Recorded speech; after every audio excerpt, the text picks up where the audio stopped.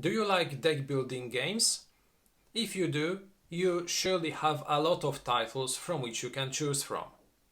But what if I asked you what game will you choose if not only you have to construct your deck, but then you have to unbuild it?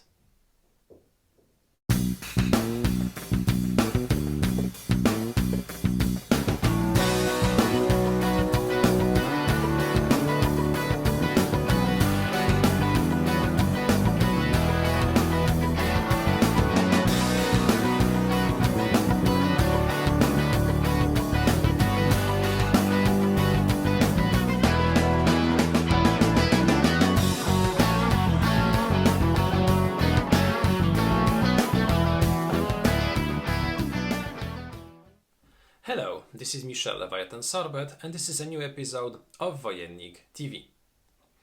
Today I would like to invite you to another trip to Moonflight, a mystical town which is the setting of a game which I have already presented you on our channel. I have showed you both the unboxing in Polish as the Polish review, as the English review of the standard mode of Moonflight. But today I'd like to show you how the game works solo, because Moonflight is a game suitable for 1 to 4 players. And the previous movies were focused on games played by 2 to 4 players. Now it's time to tell you a few words about the solo mode, or rather the solo modes which are part of this title. The game was released in 2020 by Mano Kent Games, and it was preceded by a successful Kickstarter campaign. The initial objective was to gather £8,000. The campaign ended with £14,000 and with more than 400 backers. The time of play is somewhere around 30 to 90 minutes, and the minimum age of the player is 12 or higher. In the game, we'll incarnate one of the 4 Jacks, the rulers of the mystical city of Moonflight, competing one against another and trying to become the most prestigious, the most successful ruler of the town. This is a deck building game, but with 2 twists. The first one is related to the fact that at the game's end you will not score cards for what you have in your deck. You will not score cards for what you have in your tableau. You will score points only for what you have in your hand. And this is the reason why the game is not only a deck building game but also a deck unbuilding game. Because in order to end the game with scoring cards in your hand, you'll have to thin your deck, you'll have to get rid of tons of cards acquired during the first part of the game. The second twist is related to the fact that at some point during the game you will flip the cards over and you will be using the bottom card of the card, which now will become the upper part of the card. Both sides of the card work differently, give you different actions, and makes the game before the turn and after the turn very different. So today I'd like to show you how those 2 solitaire modes work, and at the end of the video I'd like to give you my final thoughts and my final recommendation concerning those 2 playing modes. So let's begin. Here is a brief look at Moonflight prepared to play a solitaire game. I will not be explaining all the rules governing the gameplay of Moonflight because I have already done it during my review of the base game meant to be played by 2 to 4 players. But today I'd like to discuss really briefly how we can play this game also solo. Because we receive 2 distinctive playing modes in the game which enable us to solo Moonflight. Now the first mode which is available is a mode during which we will be playing against the game itself, trying to achieve the best score possible. So we will be trying, using the standard set of rules, to get the maximum number of points when the end of the game happens. So setting up the game is just the same as when playing a 2, 3 or 4 players game. Remember that when preparing the market cards, we should take into consideration the number of players. So when soloing the game, we will be using only 2 power cards, 2 wealth cards, 2 filthy cards and only 1 riches and opulence cards. We will choose one of the 4 jacks and also the deck of cards corresponding to this jack, preparing the market. We will grab 5 coins and we will grab 5 of the 10 starting cards. The sole difference consists in the fact that we will also be using coins or other types of markers which will be used in order to track time. Because in this game we will be racing against time, so we will know when the game can end, because at the end of each turn during the reset phase we will be discarding tokens from those 2 stacks. We have 2 stacks of 8 markers each, and during the reset phase, before the turn happens, we can discard 1 token coming from the first stack, or we can also discard 2 tokens coming from the second stack. The first stack is related to the pre-turn part of the game, the second one to the post-turn. So we can actually discard also 2 counters from the post-turn stack in order to accelerate the end of the game. If and when the first stack disappears, the turn is immediately implied. So we resolved. So we, at this point, after discarding the first stack, have to flip over all the cards, and from that moment we will be using the bottom part, which becomes the upper part, with the white font. It is also possible to trigger the game's end even before the turn, because all the rules governing when the turn happens and when the end of the game happens still apply. But if they are not triggered due to our own play, so due to the fact that we do not have any cards left in our discard pile or in our draw pile when it comes to the game's end, or when our market supply is emptied concerning the turn, those additional rules governing those 2 small stacks will apply and will trigger the turn or the end if the second stack is also empty. And when the end happens, we will score points just as we do in the standard game, and we will compare the number of points to a certain benchmark. As you can see, if we score 10 or more points, we will be considered Prince of Moonflight, which means that we have played extremely well. But if we had a smaller number of points, well, this means that we weren't just as efficient as we might have been.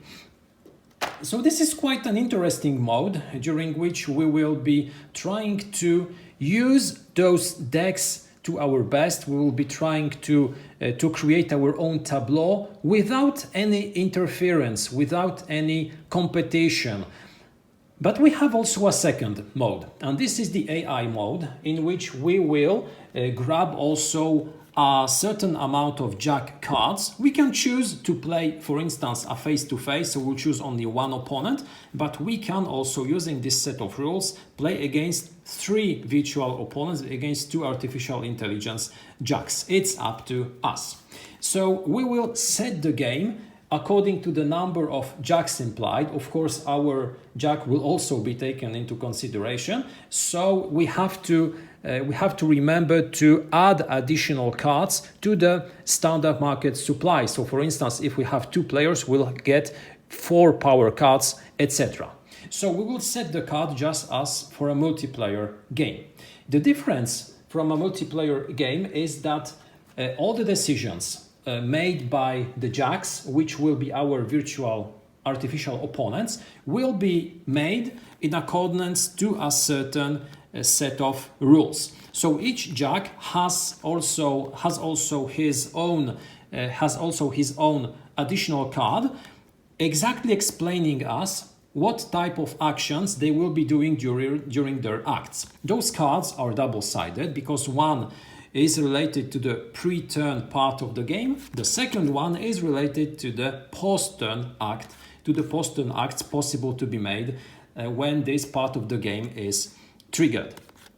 As you can see, those cards are different because all the jacks are different. They have different capacities, they have different decks which work very differently. So each of those cards is different in terms of what our opponents will be doing during their acts. Now, this game will take us significantly more time because, as you can see, those rules are quite detailed, and each time when it's up to our opponent to act, we will have to grab the corresponding card and search for the precise action that the jack will perform during his move. So when adding additional jacks, of course, this turn and the length of play will significantly be even higher. So when the game ends, we compare the number of points just as we do in the standard mode. Here there are no additional changes in the rules. We just use those cards and we do exactly what the cards ask us to do during the jack's turn. And at the end, as in the standard game, we just compare the number of points, so how many points we have in our hand in comparison to the number of points which all our artificial opponents have. And if we have the biggest number, well, we won the game. Otherwise, it's one of our opponents, one of the AI jacks who scored a victory.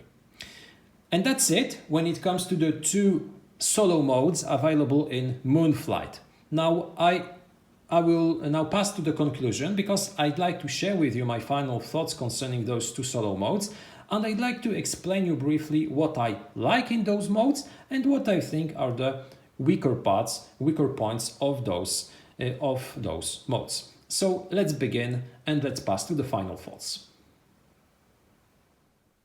Moonflight is a game that I have quite intensively covered during my previous review of the standard mode. So during this conclusion, I wouldn't like to repeat all the things that I have already said during the previous review. I'd like to concentrate strictly on the solitaire aspect of this game. So when looking at the strong points of this title, I'd say that this game has three distinctive strong points in this solitaire aspect. The first one is the fact that we receive two different solitaire modes. Firstly, we have the mode in which we will just compete with the game. We'll be trying to accumulate the highest number of points without any interference from other players, from other bots. Here our main objective will be just to optimize our deck, our play, in order to obtain the highest score possible at the game's end. So no additional jacks in play, just us with the deck that we have chosen. The second mode is a competitive one in which we can add 1, 2, 3 additional jacks to the game, and we can play with them using those additional charts saying us exactly what those jacks do during the turn. If we want, we can even play a 4-bot game, just like in coin games, where we can just sit comfortably and look at those 4 bots competing one against another. Why not? It's also feasible. But this is a mode in which we will be having a playing experience similar to the one that we have when playing Moonflight in the standard way, so against 2-3 other opponents. In this game, we will be playing our own turn using the same set of rules as in the normal game, and then we will play for our virtual opponent using a set of rules governing his moves during his turn. So having two different modes enables you to have two different playing experiences. If you want to play a game competitively, you can play with the bots. If you want to play a game just to obtain the highest possible number of points, to control time, control the turn moment, you can play the first mode. Secondly, I think that both modes are good in terms of learning the game.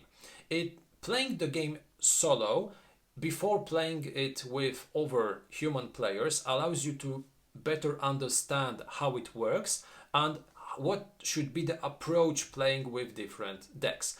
Because as I said already in the review of the standard mode, the four decks, the four jacks that we have in the game work totally, but totally differently. It's a totally different game playing with the jack concentrating on card drawing, card trashing. It's a totally different game when playing with the jack who builds intensively and stacks cards in his playing area. So knowing how those jacks work, what are their strong points, what are the key cards in their decks is an important factor. So it shortens the learning curve and at the same time it gives you a better insight how the game works. Finally, I think that both modes are good when you want just to play an optimization game, when you want to make the optimal moves, when you want also to explore some new approaches, some strategies, although they will be quite restrained. You won't have tons of additional options, but still you can try some interactions between decks, especially in the second mode where you can play, for instance, against 3 AIs and check what would happen if, for instance, you included in your deck some cards acquired from other decks. You can check it without playing with human players. So it's somewhat of a playground where you can just check what would happen if. You can maybe try different approaches. You can also see how the tempos of different decks look. From those points of view, this solo mode is quite valuable. The weaker parts of this solo experience in Moonflight are the ones. Firstly, still I believe that the game is lacking a sufficient replay value. Having those two modes adds another layer of replay value to the game because it allows you to enjoy the game also playing solo, at the same time having the possibility to play it with human players. But the replay value will again be lowered after each game because you have 4 very different decks, but still they work in a very different way. But playing those decks, for instance, 3-4 times will give you a very similar experience. There are no tools which enable you to sufficiently change your strategy from one game to another. You'll have a very similar approach when playing a specific jack, because even acquiring cards from other players' decks will not drastically change how you play the game. So the replay value, for instance, of the first solo mode, in which you try to accumulate the highest possible number of points, will diminish after each play, because if you manage to score 10 points, for instance, what is the purpose of playing it once more? Maybe adding some challenges to the game, some additional campaign modes, or maybe granting you additional points for ending the game if you still had coins left in the 2 piles, tokens left in the 2 piles before the game ended, would be much more entertaining.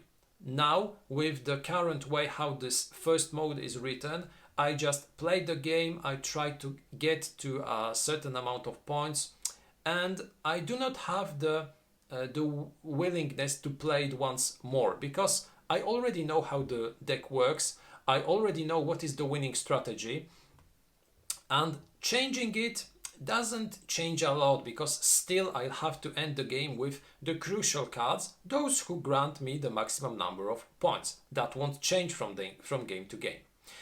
The second mode is also lacking a sufficient replay value, because playing against bots is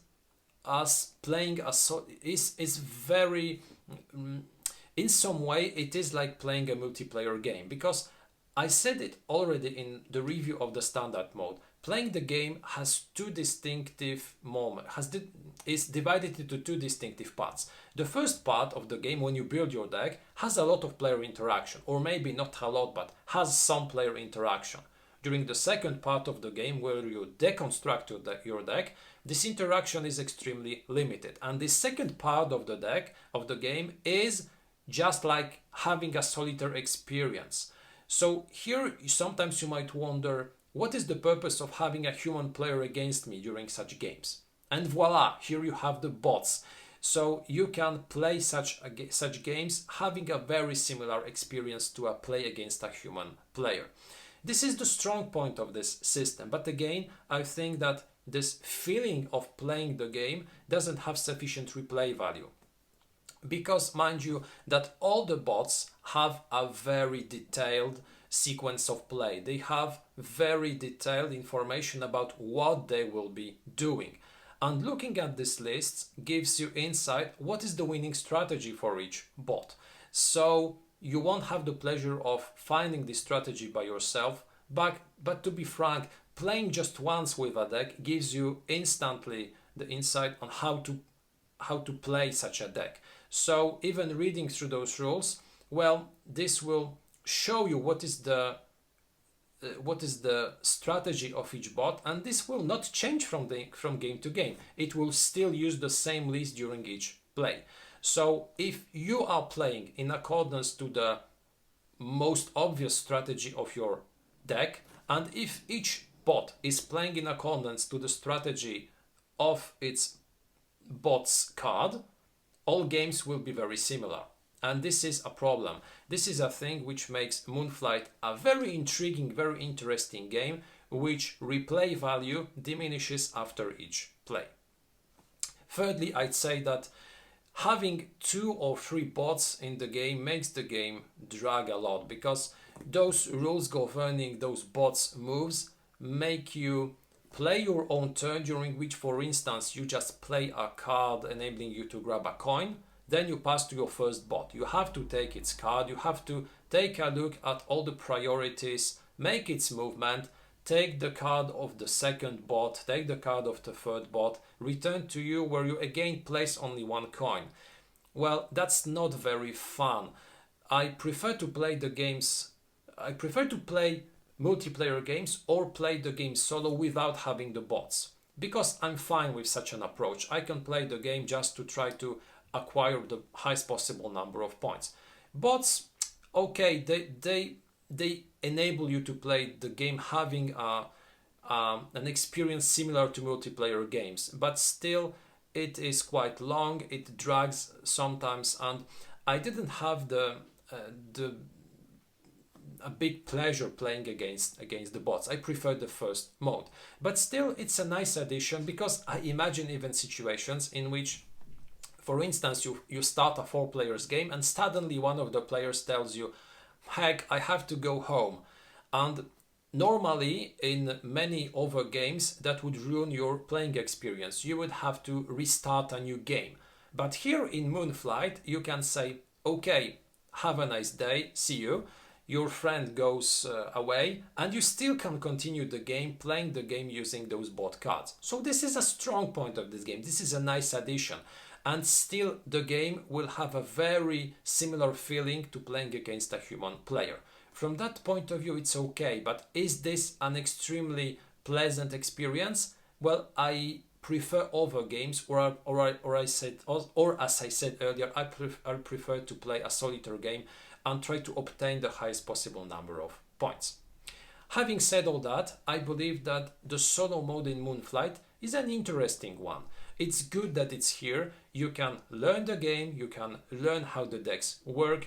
You have 2 different modes.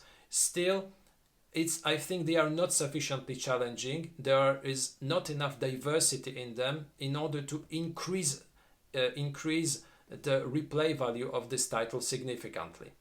Although I believe it's a very interesting mechanically it's a very interesting game, it lacks some additional depth, it lacks some additional replay value. I hope that the addition of new cards, I hope that the addition of new expansions will increase this, and it will make the game even more interesting.